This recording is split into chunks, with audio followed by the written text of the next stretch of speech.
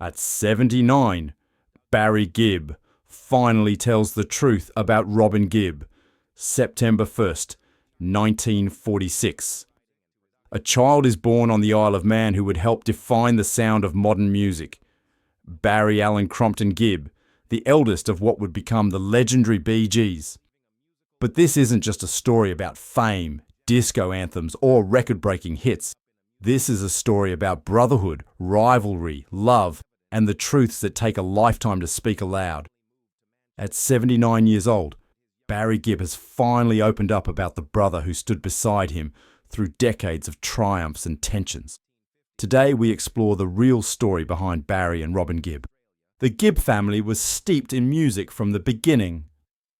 When they moved to Manchester, England, young Barry and his twin brothers, Robin and Maurice, discovered something magical. Their voices blended in perfect harmony. But it was the family's relocation to Redcliffe, Queensland, Australia in the late 1950s that changed everything.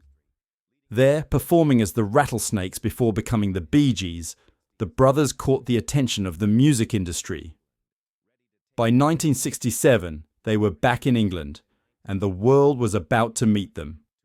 Songs like To Love Somebody, Massachusetts, and New York Mining Disaster 1941 introduced audiences to Barry's lyrical depth and that distinctive voice. But it was Robin's haunting, ethereal quality that gave their music its emotional weight. Robin was always different. He had this mysterious side, almost ethereal, like he was living in another world. But that's what made him brilliant. His voice could make you feel things that words couldn't describe.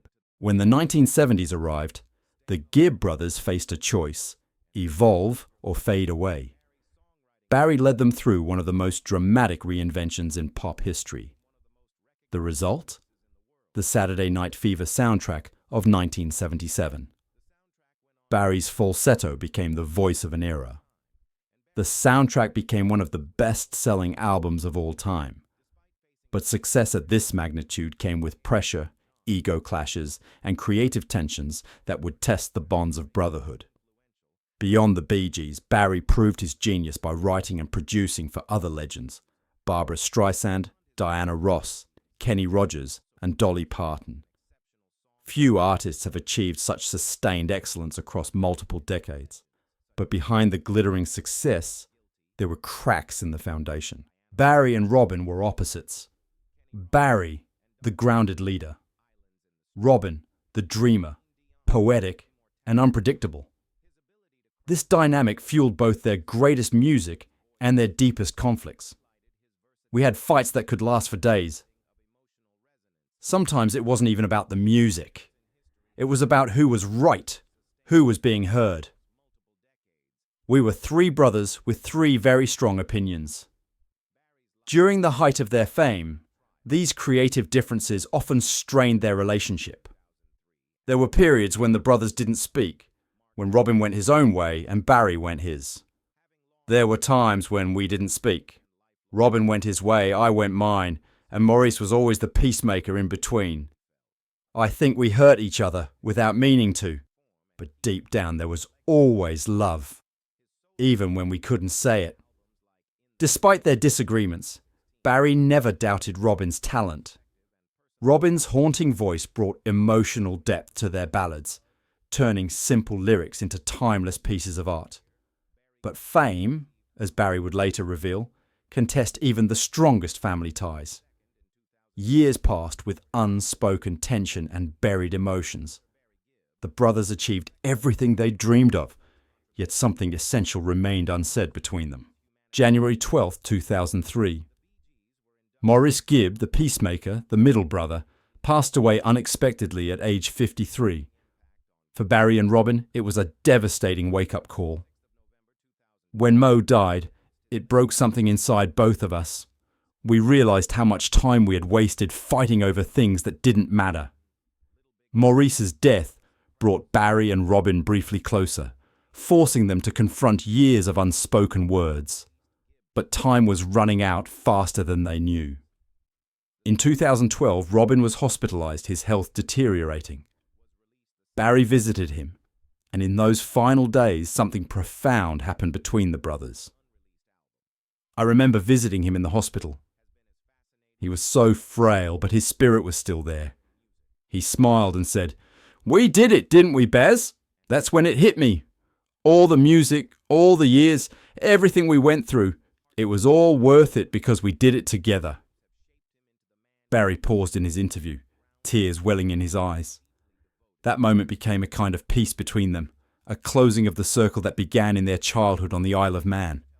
Robin Gibb passed away on May 20th, 2012, at age 62. Barry Gibb became the last surviving member of the Bee Gees. Since Robin's death, Barry has carried the legacy of the Bee Gees alone, performing their songs as both tribute and burden. It's lonely being the last one. Sometimes I walk out on stage and I can almost hear their voices beside me. Robin's harmony, Maurice's laughter, they're still with me. I think about them every day.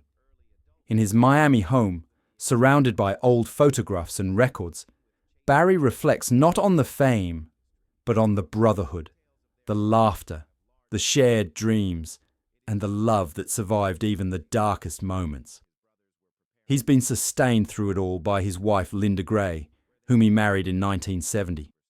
Together for over 5 decades, she's been his anchor through creative triumphs and personal tragedies. Linda kept him grounded during the dizzying heights of fame and held him together through the devastating losses of his brothers. But perhaps the heaviest burden Barry carries is regret for the things left unsaid.